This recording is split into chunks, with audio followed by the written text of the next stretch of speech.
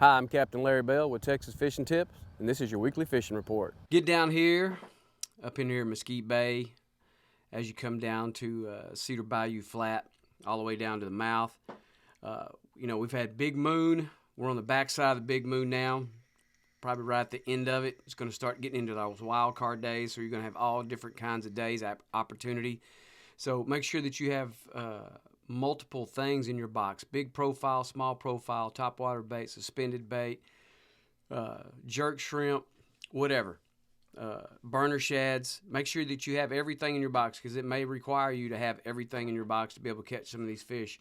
It's been really wild last week, man. Big moon in place, big moving tides, a lot of negative tides. It's just all the stuff that you've had to contend with: big winds, no winds, everything. Saharan dust, all this good stuff, just throw it in there, just makes fishing just all over the place. So all that stuff this coming week looks like it may be somewhat normal. Low tides, low winds. Make sure you get down here into the Cedar Bayou mouth and work all the way through. Now they're still doing, since the whooping crane season is over now, they went back in there and they started doing some more dredging back in there, and it's been doing that for a little while now. Make sure that you are able to stay out of their way, but you can still access the beach side. Just drop your boat on one side of it, walk across the beach. You got to pick your right days. Find some birds working up and down there. Get your topwater baits out and start busting the surf that's out there. Redfish, trout, a few jacks, a little bit of everything that's out there right now. So you can, but again, you have to have the right tides for it as far as the wind goes. And make sure it just doesn't beat you up. So if you get those low winds out there and the surf is right, then make sure you can make the run out there to go do that, because you'll have an enjoyable time catching a lot of fish up and down there. Again, look for your birds working up and down those shorelines. If not, just take your time, work up and down those guts, throw plastics in those guts, throw topwaters up close to the shoreline. You'll find some fish. Just take your time with it and have fun. Now, get back in here over toward Bray Cove, all the way back up into this area here, working inside that Bray around the corner, back there behind that floater up toward the back lake, the mouth, the guts that go in and out of that. Our tides have been really super low. We've had negative tides here, so these areas back in here have not been very fishable except away from the shoreline, which is fine. It opens up water back in those areas into some of those places. Your back lakes, not so much. Be pretty much unfishable at that point. But again, that's why you pay attention to your tides. That's if you have that 361 fishing app, that'll be one of those things that you can look at and you can determine what those tides are, and that lets you know where you can go. Come on around to the point, fish out here on the shale, fish out here away from that, out there in just a tad bit deeper water, around to the point, all back toward this way here. Man, the fish are up on the shale, they're up on hard-packed sand. If you're not looking for your trout, few of your redfish are in some of those areas as well, then you're doing yourself a disservice. These trout have pushed up on the shale, shale reefs, shale bars, shale pads, all that kind of stuff. Shale burner shads have been the best for me this past week, because again, the big moon's been in place, so we want to go through a smaller profile. Twisted tea, chicken of the sea, white ice have been the three that have been the most consistent in that. Then if you kind of determine that your bite there has kind of gone off a little bit, the Marker 54 jerk shrimp, bouncing that off the bottom or back underneath a popping cork has been very productive for some of my customers as well. The shell bars that are out here in the middle of Mesquite, here off the edge, like the Ayers Dugout, Ayers Reef, there's trout that are hanging in and around those areas as well. So again, if you have a hard time dealing with the reefs and the shell, then rig it up weedless and work it off the shell. Sometimes that's even really more effective that way than just trying to work a plastic or doing a straight retrieve with a paddle tail or something to that effect. But again, work these areas. Majors and minors have been most important, especially with the big moon in place. And now that that's going away and we're going to be in the backside in the wild card days, you really need to incorporate those, throw in your artificials. Some of these days, we got some hot days that are in front of us, so if you can get yourself in the water to help cool you off, it's much more advantageous to be able to do that, and you can last longer that's out there on the water. Find your fish early or find your fish late, but really work these particular areas and incorporate that major and minor to locate your fish. From the Mott all the way over here to Long Reef Bend, up here on Long Reef, all these areas out here. You've got some deeper reefs that are around this area. Trout are showing up around this. You got the ICW that cuts through out here on Dead Man and all this area out here. You got these reefs that are out this way. You've got small reefs that are out this way. Hit all of them. Work all of them. These fish are showing up. Trout are around those, and you find some decent trout around them as well. Biggest key there is locating bait that may be holding around there. It's not necessarily, it's going to necessarily show up. So, but if you see the presence of bait around these reefs, fish it. Get out of your boat. Some of them are not really big anymore. They've been washed away. You know, primarily Harvey did a lot of damage to these, and then just over time since then, just tides and waves and just constant pressure on top of them from the incoming and outgoing tides have finished up a lot of them. So a bunch of them are still underwater, but they're deeper than what they used to be. So they're not as accessible as they once were.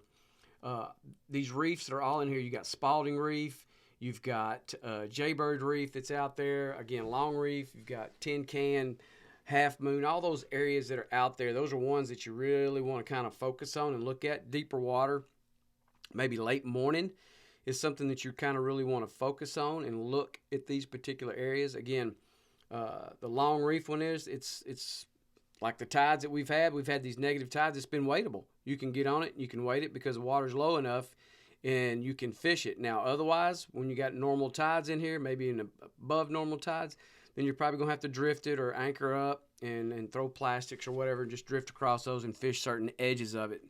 It's unlike it used to be pre-Harvey when you could get up there and walk that thing for a long way. But that said, there are fish that are holding around it. Target these areas. Again, over here in Spalding Reef, these areas around that, you want to get around those. All this area up in here, you got Carlos, that area there, you got tons of reefs that are up and down. Carlos is starting to light up. There's got some good fish that are holding in those guts up around those edges, out away from them, depending on what your tide is. Look for your bait working in these particular areas. So the things that's been working best for us, again, Big Moon was in place this past week, and we're on the back side of that now, heading into those wild card days. So the burner shad in Twisted Tea, Chicken of the Sea, White Ice, Magic Grass, and those flavors have all been really good. The original down south in the Twisted Tea has been very productive as well. Again, your jerk shrimp has been good. If you don't want to bounce that off the shell and just kind of work that in those guts there, you got some scattered redfish in there. You've got a lot of trout hanging in there. An occasional black drum every once in a while has been found. But all these areas in here are stuff that you really need to locate, and you need to fish them. Throw your topwater bait in there. Work the top of these reefs. Work the edges of these reefs. The topwater bait. Topwater bait's the bite has been pretty good with that. So don't shy away from it, because it's a noise maker, especially when that water's dirty. And if you fish Carlos very much, you know when that wind blows any amount, it gets really nasty and dirty and chocolatey looking in there. So something with a noise maker helps, i.e. the topwater bait or the cork. Both are really good. Scented baits, Little John's, gulp. If you're a gulp person, throw that. I'm not. I don't like gulp very much, but it's effective. So if you like to throw gulp, throw it. Work these areas in here. You've got deeper shell as you get into Spalding Bite. Back in here, back in the wintertime, these shell bars and beds that were out here when the tides are really, really low, you can find those. Now with more water in place, then you can fish over the top of these and drift these and locate some fish that are hanging there off the deeper edges. Fish the guts that are in there when that water drops out. Fish the mouths if you can get back in the back lakes. Those are always great locations to get when you have enough water back in there. If not, then it's not going to be very advantageous to you to get back in there. It's just not going to be enough water to fish. There'll be a lot of bait, but there won't be any fish holding on it. Work the shorelines. Fish are holding out there on the front on the sand beds, hard packed sand. Find you some structure that's there. Find you some grass areas that's working on that. And we're finding these fish that are hanging either in the thigh to waist deep. And if you see the grass beds are out a little bit deeper, as that sun gets a little higher, they start to retreat to those particular areas. And those are areas that you want to really target with your baits. Still throwing 16th ounce jig heads, especially in shallow, waist deep or less. Really want that bait to glide through that water column. So continue to throw that. And if you're going to throw out here on the outer edge of this areas, then you probably want to put on an 1/8 or 3/16 to really get that bait down into those deeper grass beds. But that said, look for your bait working here. Pelicans have been a nice little indicator for us as well.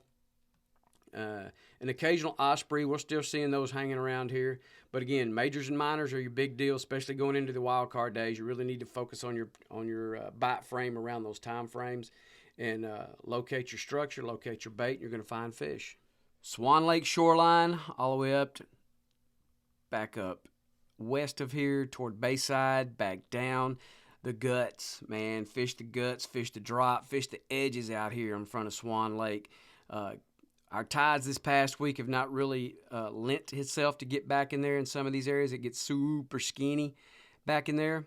And again, back behind the islands there on Swan Lake, it's like really muddy. So you really kind of want to stay away from that. So again, these trout, redfish are hanging out on this hard-packed sand to get up on this grass. Fish these areas here. If we get a little water back in this area here, get back in Swan Lake and fish these back shorelines. Redfish love to get back up in here, and you can even get out in the middle of it. A little deeper out in the middle. Throw your topwater bait. Throw a suspended bait. Double D. Having a little success with the double D. I'm not throwing it a lot because, I'm a plastics guy, and plastics are the number one thing that I throw all the time.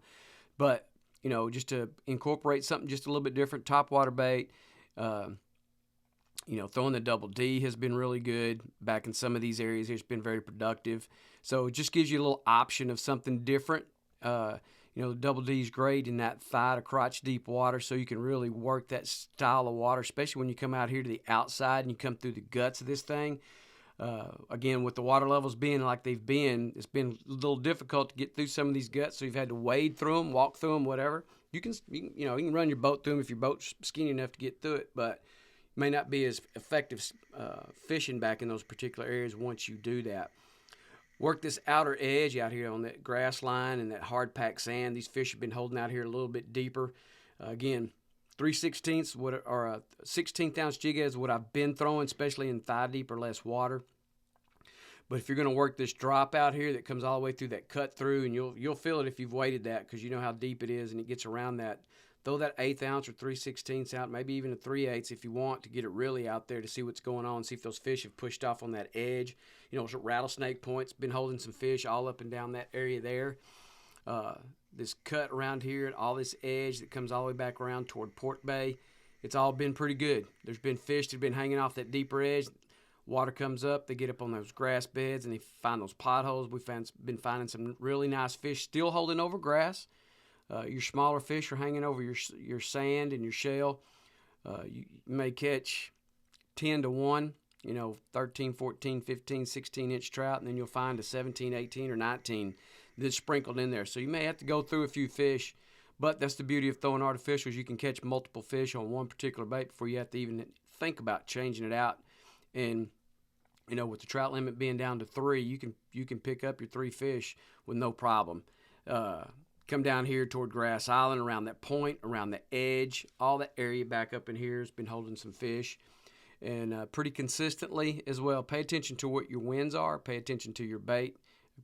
Right now, the bait's really imperative. There's a bunch of bait in a lot of places, but if you don't have bait working in some areas, you might want to consider moving on and find an area that's got a more concentration of bait. Again, majors and minors, especially with the upcoming wild card days, all profile sizes are in play during that time frame because you're going to get all different kinds of days: good, bad, ugly, great, terrific, average, below average, whatever. All those dates will happen. So make sure that you got different options to throw, give them different things to look at, work these particular areas. Again, majors and minors are a big deal with the wild card days. Locate those fish and these areas. Thanks for watching. I'm Captain Larry Bell.